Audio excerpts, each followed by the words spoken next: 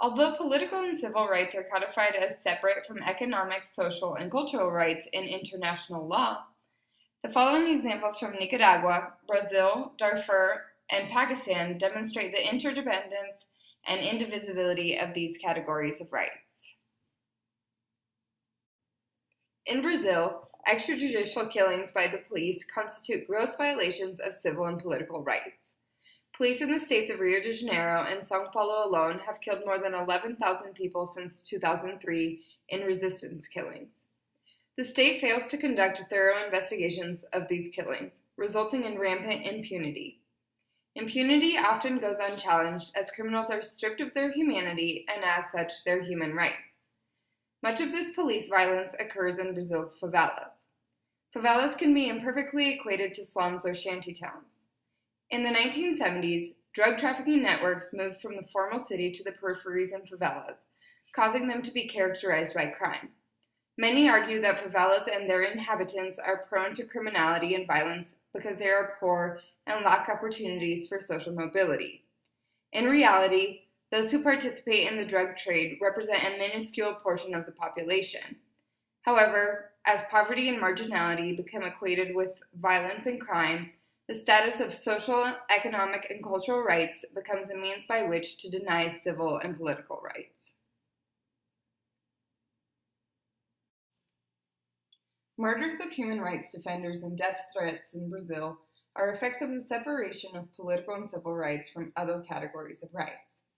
For example, while Chico Mendes, an environmental activist, was murdered for defending environmental rights, his murder represents a violation of political and civil rights. Although Brazil has improved its legal and judicial system, the segmented top-down deployment of judicial and legislative controls, set apart from other basic human rights laws, has diminished the Brazilian state's capacity to adequately respond to criminal actions against human rights defenders. This weakens civil society's capacity to mobilize against multifaceted forms of violence. Human rights defense and mobilization are a powerful symbolic force, not only for contesting the state's repressive power, but for getting the government's attention on illegal actions or organized crime. Thus, claims for the indivisibility of human rights in Brazil constitute a powerful resource to strengthen social justice and human rights mobilization in a more structural way. The conflict in Darfur has been framed as a civil war and genocide, and is highly racialized according to ethnic and religious affiliations between Arab and African groups. Headed by President Omar al-Bashir and the Popular Defense Forces, and Janjaweed militia leader Musa Hilal, the opposition represents Black Africans, mainly pastoralists, who have begun social movements known as the Sudan People's Liberation Army and Movement and the Justice and Equality Movement. In over 10 years, the genocide and ethnocide in Darfur has claimed over 300,000 lives and has displaced over 2 million people. Amnesty International estimates that several million people are currently at risk of death or displacement. Non-governmental organizations such as Amnesty International and Save Darfur operate from below and have been involved with this conflict since before it was officially declared a genocide by Colin Powell in 2004. Today, President Omar al-Bashir travels the world freely, though the conflict continues.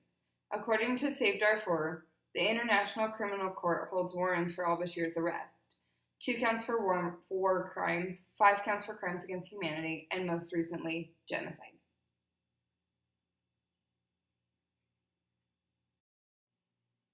While the right to health is often considered in the category of economic, social, and cultural rights, it is also closely related to political and civil rights.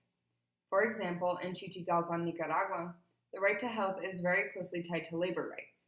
Currently, an epidemic of chronic kidney disease is devastating the region. It is estimated that 46% of male deaths in Chichigalpa over the past 10 years have been caused by chronic kidney disease of non-traditional causes. Much of the scientific research to date suggests that the disease is tied to prolonged heat stress and dehydration, interacting with environmental exposures. Community members in Chichigalpa often point to pesticides, working for the Ingenio San Antonio, and water contamination as major factors. Poverty is another underlying factor that gives Chichigalpinos few work opportunities outside of the sugarcane fields. A recent report published by La Isa Foundation gives evidence for violations of freedom of association, barriers to unionizing, barriers to accessing judicial mechanisms, and intimidation from local government and company officials. All of these violations fall within the category of both political and civil labor rights and economic, social, and cultural labor rights. Ever since 9/11, when the U.S. declared its war on terror, there have been hundreds of drone strikes on Pakistan, especially in its northwestern territories, where the Taliban allegedly reside and have their major resources like arms and weapons, training centers, etc. There have been many protests to stop these strikes both within Pakistan and in other areas of the world such as Africa, Europe, and Australia. Although the United States claims to be working toward eradicating the roots of terrorism and promoting world peace, it has violated international law and the political sovereignty of Pakistan.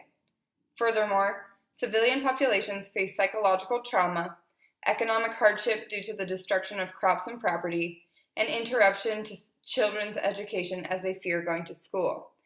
Therefore, U.S. drone attacks violate social, economic, cultural, political, and civil rights.